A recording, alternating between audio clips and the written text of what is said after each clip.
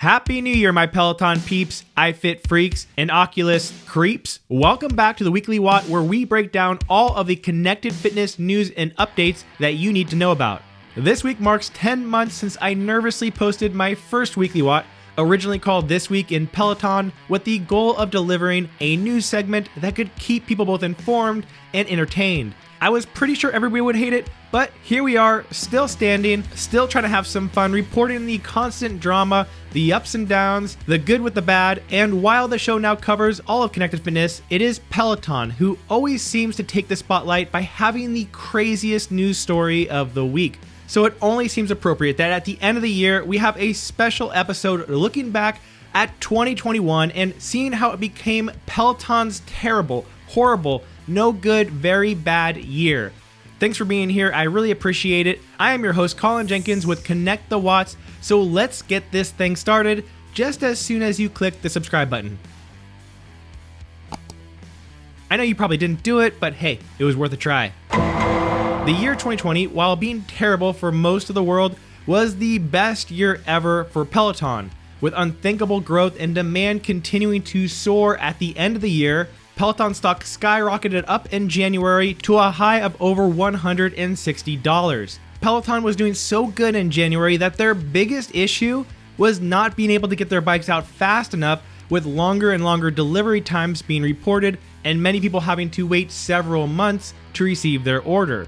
Peloton also added what would come to be one of their most well-liked and unique features, class stacking, allowing members to create customized workout playlists to create their own workout sessions. In February, Peloton started to put all of this extra cash flow to good use and to help ensure their continued growth by paying $100 million to have their bikes air-shipped to the United States to help speed up the slow delivery times. February brought about Peloton's first bit of negative coverage when they had their first big class purge of the year, with over 700 classes being suddenly removed with no warning. I still think it's a bit odd that Peloton decides to remove so many classes without so much as a heads up, while almost every other streaming service provides when they do these things. But besides a few people being pissed and annoyed, Peloton was still looking to have an amazing year. In March is when Peloton really started going ham on building out their future potential. They acquired Aikido, an AI voice company. They acquired Atlas Wearables, a smartwatch company. They acquired Otari, a connected fitness yoga company with AI camera technology, and announced their launch of Peloton Australia. Waiting times were starting to drastically improve. A brand new feature called Peloton Sessions were fully implemented. Things were looking very good for Peloton, and then things came crashing down. And it all really started with the news coverage of a kid who was unfortunately killed by the Peloton Tread Plus. The news was broadcast everywhere, and all of a sudden Peloton had a really big mess to try and clean up.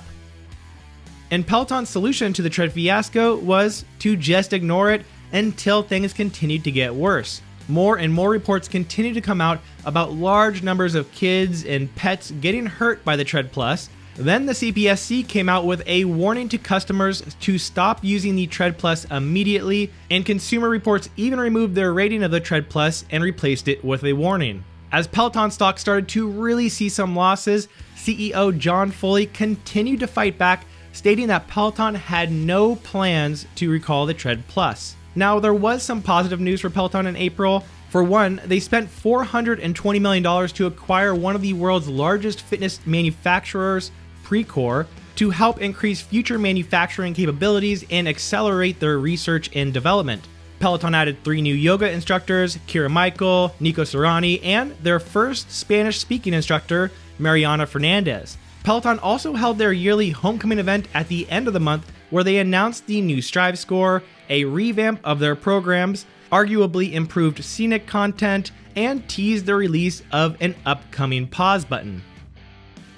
In May, Peloton finally read the writing on the wall and gave in to the CPSC issuing a voluntary recall for the Tread Plus. And for those who wanted to keep the Tread Plus, Peloton implemented a digital code lock system called Tread Lock. They also issued a recall for the lower cost Peloton Tread at the same time, since it was known to have a design issue that would cause the screen to come loose and fall off while running on it. And this was when Peloton stock really took a huge plunge, going under 50% of what it had reached just a few months prior. And if Peloton's month couldn't get any worse, they also had their first instructor leave in over a year, and the tread lock that Peloton had implemented quickly made headlines by essentially bricking their equipment for Tread Plus owners who did not have a current subscription. But Peloton continued trucking forward and announced their biggest expansion yet, the building of their enormous new manufacturing facility called Output Park, which was seen in the industry as a huge long-term play to accelerate their dominance in the connected fitness space. Trouble is, for a long-term play to be worth it, you have to be able to survive long enough to reap the rewards. Nothing happened in June. In July, Peloton officially launched in Australia, which just happened to be perfect timing as they were going right into lockdown mode, and a new lane break video game Mario Kart lookalike was announced for the Peloton bike to be released in the winter, which got a lot of nerds, including me, excited. And finally, Marcel Maurer was added to the German roster. Now, August was a big month for Peloton and a lot happened, the majority of which was pretty good news. For one, they fixed a software issue with the tread lock, and more importantly, had the fix for the lower cost tread approved by the CPSC, which allowed them to start selling the tread in the US, UK, and Canada. Peloton added 3 new tread coaches, they added captions and subtitles to live classes, began construction of Output Park, and lowered the cost of the Peloton bike by $400, placing it at a price much more in line with its competitors. And while this was great news for customers, it was definitely a sign of very bad news for Peloton, indicating possible lackluster sales, which investors would be informed on later on. Peloton also had another class purge this month, removing over 800 classes, again with no warning or heads up. In September, Peloton was finally able to announce their new Peloton Apparel line, and this pissed Lululemon off, who subsequently sued them, but it was seen as a good and inevitable move by Peloton, whose goal has always been to become a lifestyle brand. They also continue to add a shit ton of coaches that I can barely keep track of at this point, including Susie Chan, Jermaine Johnson, Tobias Hines. Peloton continued to add coaches in October, bringing on their first Spanish-speaking cycling coach, Camila Ramon, as well as adding Jocelyn Thompson-Rule and John Hosking to the tread. And October was also the month of the now infamous Peloton's earning call, where they revealed that things were gonna get ugly. And it wasn't really sales numbers that were that bad, it was the expenses. See, between Peloton's large number of expensive future plays with various acquisitions, their need to now have to spend money on advertising, which they really didn't have to do in 2020 due to the overwhelming demand, the lowered profit margins on their bikes, and their rapid hiring expansions, Peloton announced that they were losing a tremendous amount of money with operating losses of around $360 million in just 90 days, ultimately bringing the stock down to under $40, an 80% loss from less than a year ago. With Peloton stock having plummeted, they sent out an immediate hiring freeze and decided to collect some cash by selling an additional $1 billion in stock. Not an optimistic sign for the future. Peloton continued to add more coaches with the addition of new German instructors Mila Lazar, Big Calf Benny Adami, and Charlotte Weidenbach. Peloton then finally added the pause button, as was promised by John Foley back in April, and they announced their first new product of the year, and what they are calling their first strength product ever, the Peloton Guide, which has been given a near universal meh by the Peloton community, as having a $500 camera that attaches to your TV so that you can use it like a mirror really wasn't what anybody was hoping for. And to have a brand new Peloton product not generate huge enthusiasm from the community is both unprecedented and a sign that Peloton may have really missed the mark on this. Let me know, by the way, in the comments what you think about the new Peloton Guide.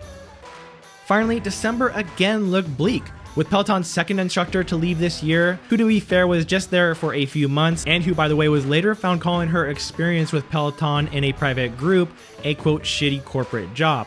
Then there was the Sex and the City controversy where Mr. Big had a heart attack from taking a Peloton class, which Peloton actually responded pretty well to with a great ad that they made within 48 hours. until it had to be taken down due to sexual assault claims made against the actor who plays Mr. Big. And finally, Peloton added the long-awaited Peloton boxing, which so far seems to be really well done and well liked by the Peloton community. Look, 2020 was an amazing year for Peloton. 2021 has been pretty much the opposite, and no one is really sure about what will happen in 2022. I have a few thoughts though. First, Peloton, without a doubt, is an extremely well-designed product. Their classes and coaches are some of the best available, and they have a large and still growing fan base who is in love with almost everything that they do. And that says a lot. So even given all the issues facing Peloton, I have high hopes and an optimistic outlook for their future. It won't be easy though. They are certainly going to have to tighten up their budget, learn how to more effectively market their equipment to a wider base who currently sees their bikes as luxury items, deal with enormous inflationary pressures, increasing competition, and a lower profit margin to work with. I think ultimately, if Peloton is going to survive all of this, they are likely going to have to sell. Whether that be to Meta, Apple, Google, or any of the other big tech giants, it's anybody's guess. But financially, it is looking like it is Peloton's most viable option. Regardless, I am still hopeful for their future, and I think it is all going to work out for the Peloton members who love and enjoy what the company has created. Here's to wishing Peloton on a better 2022, and to you and anybody else watching this as well. And that's it, ladies and gentlemen, for this special episode of the Weekly Watt. Please make sure to hit the like button if you enjoyed it. It helps me out a lot, and I really appreciate it. Thanks again for watching, and I'll see you again next week. Until then, have a happy new year.